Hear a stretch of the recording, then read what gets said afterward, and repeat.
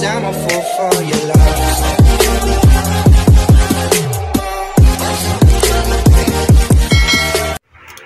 Hello mga ka-Uragon, shoutout sa aking mga subscriber. Maraming salamat sa inyo lahat. So ito yung part 2 nung last part ng swimming. So pag swimming ko sa share ko lang yung para makita nyo rin yung lugar. Tapos kung maganda ba sila o ano. So yan, kaya yun share ko lang. So ito ay yung last part ng swimming ko sa Nasugbo, Batangas. So yan mga ka-Uragon, siyempre lagi ako nagpapasalamat sa lahat ng subscriber ko. Shout out sa inyong lahat. Sa mga hindi pa naman nakakapag-subscribe, please subscribe. Noisky Uragon Vlog. So yan mga ka-Uragon, pag napadaan sa inyo, yun na rin At saka siyempre like and share nyo na rin So yan, so tara, panoorin natin yung last part ng napaliguan kong beach sa Nasugbo, Batangas. So tara mga ka-Uragon. Yan mga ka-Uragon, so galing kami sa parking area, tapos lakad. Mga 4 na di pa lang yata yan o 5, ganun, galing sa mga parking dyan, sa parking area. Yan, papunta na sa dagat. So yan ay maluwag ang parking area. Kaya ang lang dyan, yung parking area may bayad. Tapos dyan pasok tayo dyan, yan lakad tayo. Yan, may entrance pa rin dyan.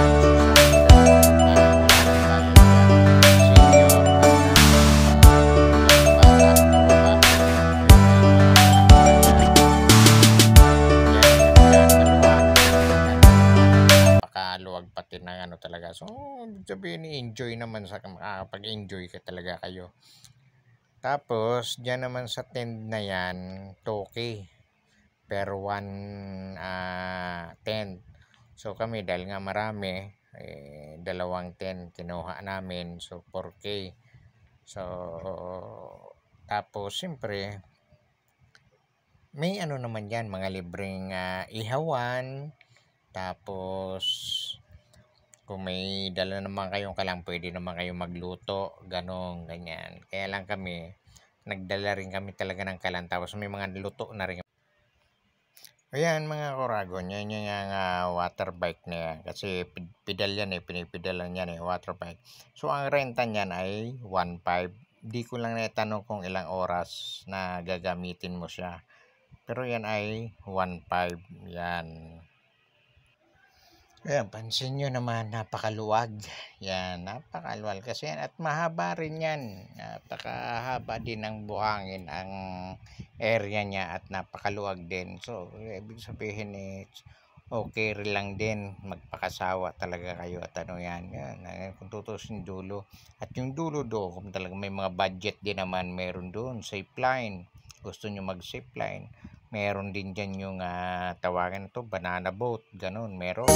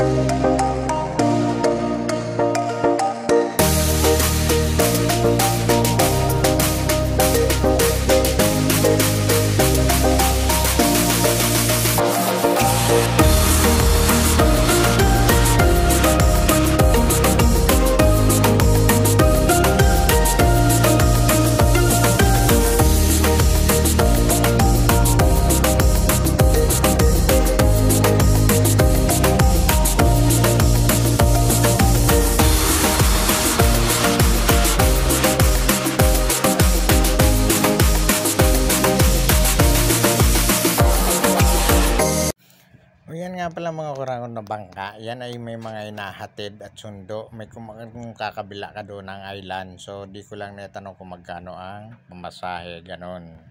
Yung mga kuragon doon, sa kabila ng bundok na yan, may sabi nila mas maganda kasi may swimming pool daw doon. So, ibig sabihin kung gusto mo ng dagat, meron. At swimming pool, meron.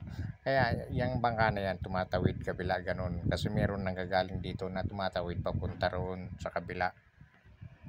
Ayan mga kuragon, yan yung sinasabi kong banana boat.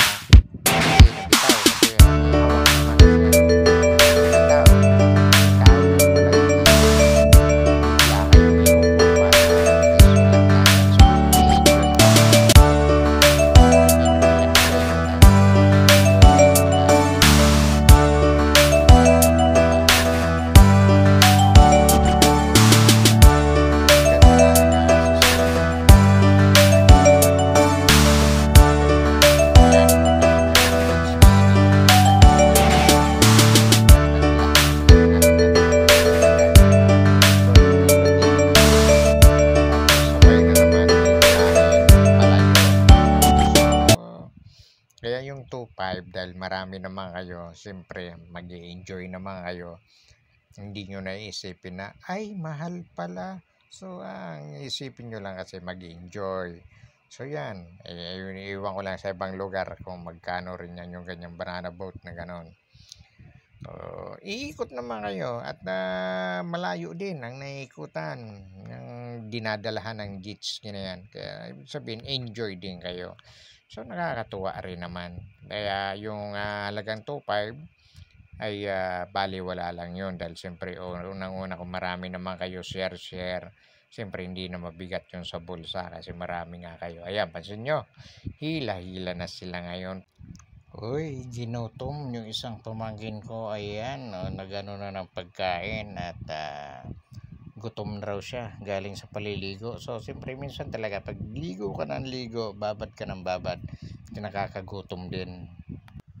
Ayan, nagsunuran na rin yung mga bata, yung mga apo ko nasa mga pamangkin. Yan, mga pamangkin ko yan. So, yan, nagsunuran na rin at galing na rin sa pagbababad kasi sa dagat. So, galing nga, sige, kain dahil may mga dala naman kami ng luto na napagkain. Ako'y natutuwa dahil sapagkat ako'y nayayaan ng aking mga pamangkin. So, sabit ang inyong likod.